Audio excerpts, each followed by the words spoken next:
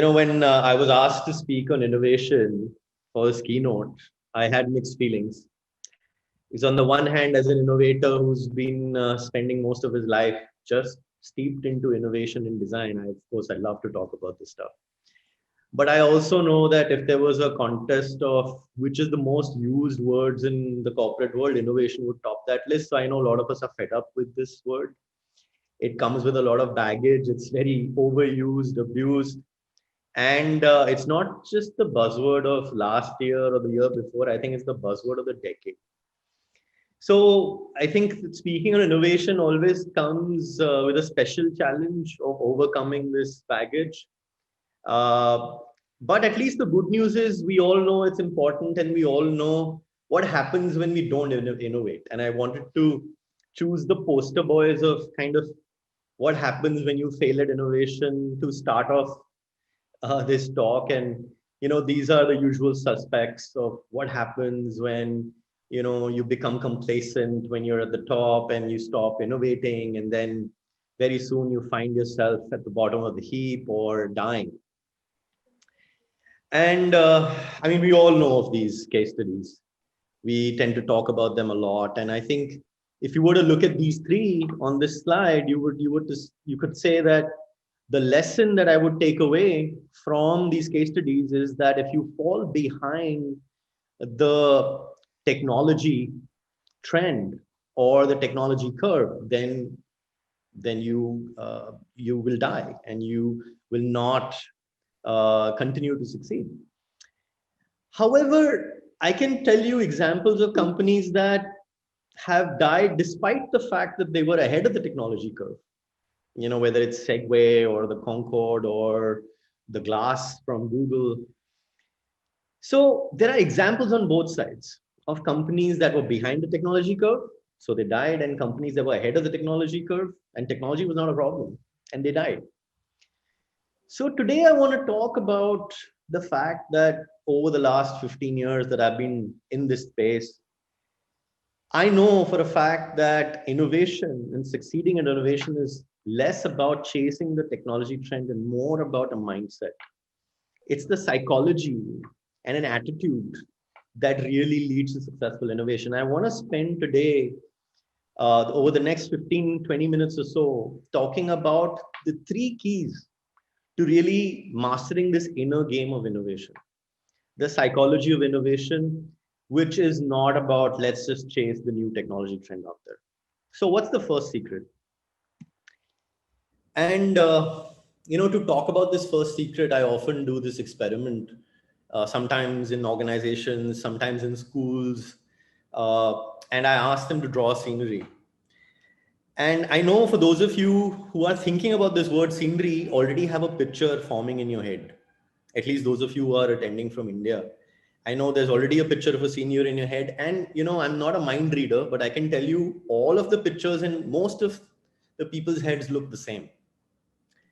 And it probably looks like this, right? This is the template of a scenery in our heads that is usually put into our heads at a very young age in school. So in school, they teach us scenery means this. This is the template you have to follow, nothing else. A scenery will always have two mountains.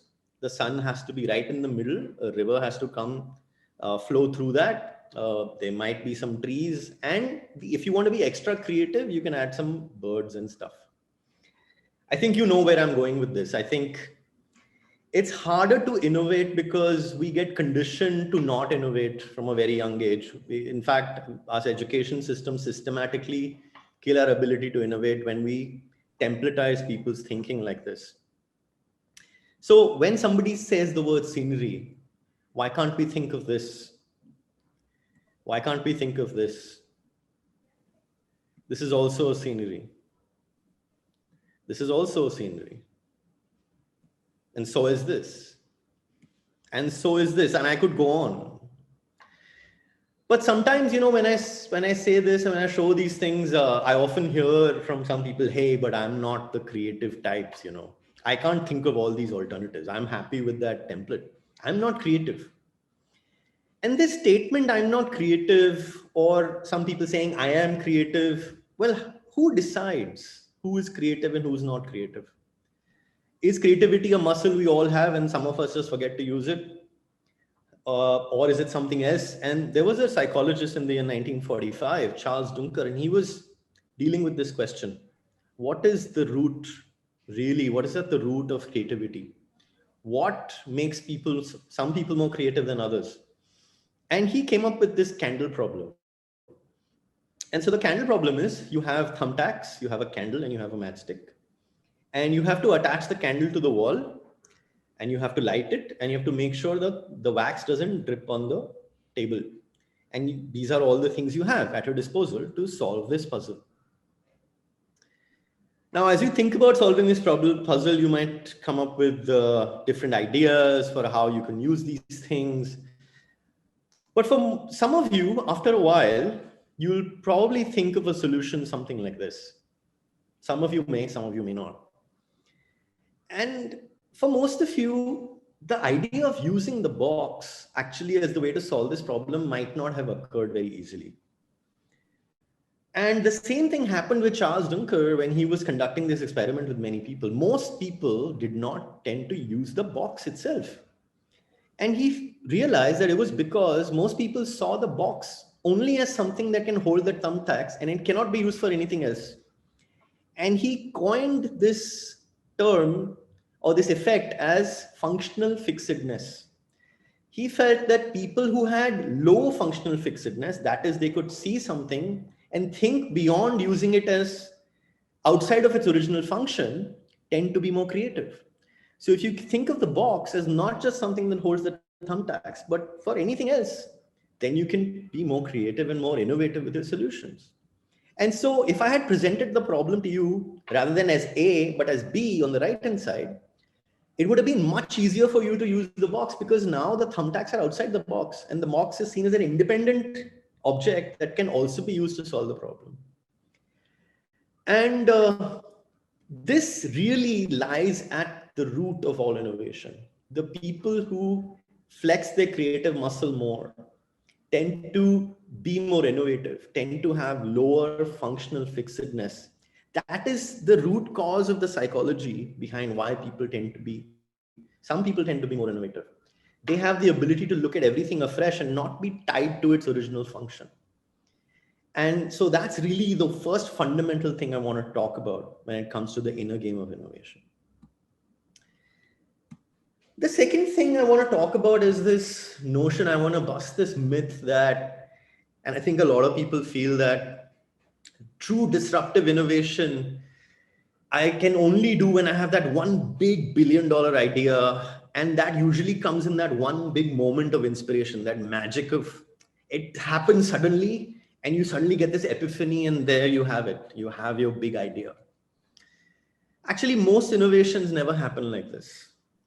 It's never this big eureka moment, this magic, and then it actually silently develops over years and years and years in our heads.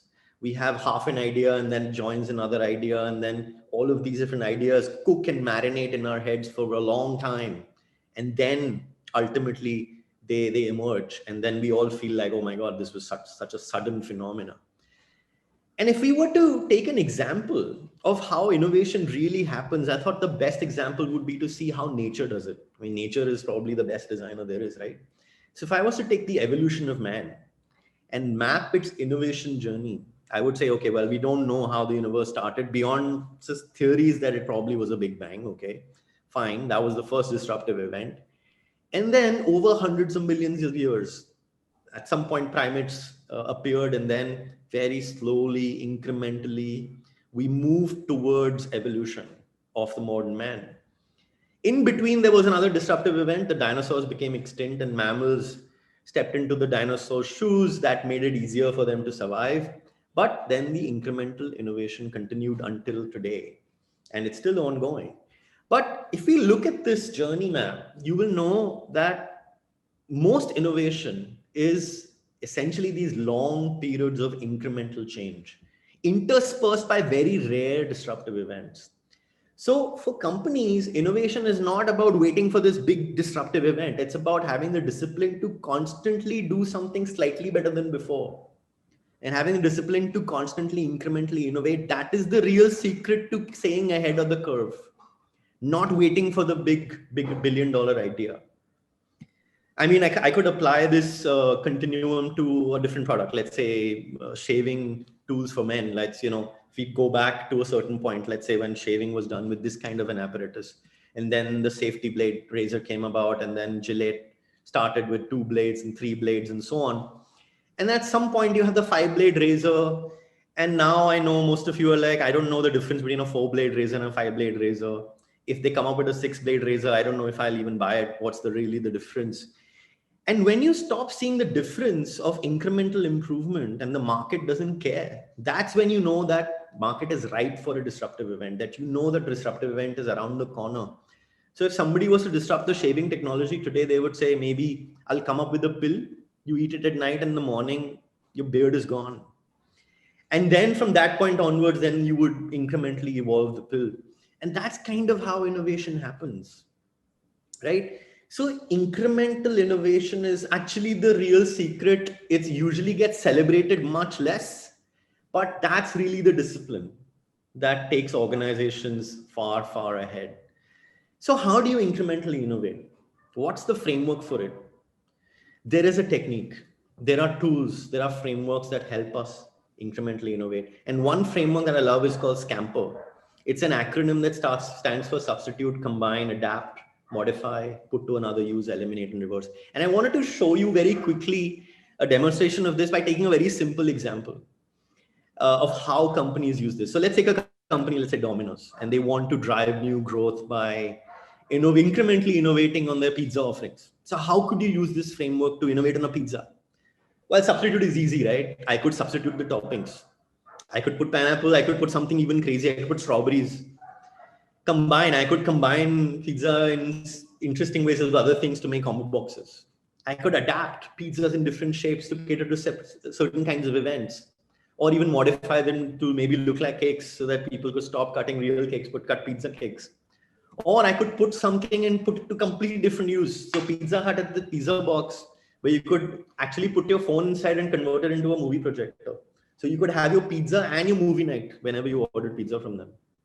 Eliminate. So you could eliminate the bread and make it like a deconstructed pizza. Or you could reverse. So if the cheese is outside, you could put it inside. And I know Domino's does some of these innovations already. But this is just a very small, easy example of how you can use SCAMPER. No matter what your offering is, what your product is, whether you're in pharma or you're in something else, you're in logistics, you can use SCAMPER to actually think of new ways to position your offering and constantly incrementally improve them. And this is something people already do in their heads, but it's something that the framework allows us to do in a repeatable way. So SCAMPER is great. And I think the important thing, and the second secret I really want you to take away, is innovation is a continuum, which has largely long incremental stretches with few rare disruptive events in between. The secret number 3 I want to share, and this is the last one, is that I think a lot of people see only the success side of innovation. I know there is some acceptance of the fact that innovation is about embracing failure, but how much failure, I think people don't really understand. Innovation is really an iceberg, because most people see only the bits floating above the water, which is built on the backs of a lot of failure. And 70 to 90% innovation fails. So if you're an organization that has very low tolerance for failure, which immediately reprimands people when they fail, then I don't think you can really bring in innovation as a culture.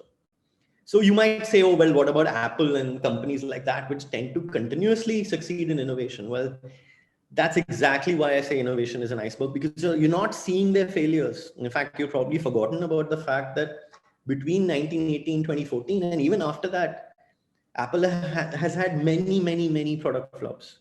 21, if I was to just count that time period. And the same is true for Google or for any big organization company today, including Amazon. So how do you start creating or introducing this idea of embracing failure into your innovation funnel? Well, first is to remember that there is no one idea, one success framework. That never happens. There is no one-shot success in innovation. In fact, if I, as a thumb rule, about 100 ideas generated leads to one idea implemented, and even that one idea has a 90% chance of failure. So you really need to have a radical acceptance of failure to innovate. And I've seen many great examples, but one example that I thought it became very famous and viral was from this professor at Princeton, who not only made his CV of failures, but also had the courage to publish it publicly.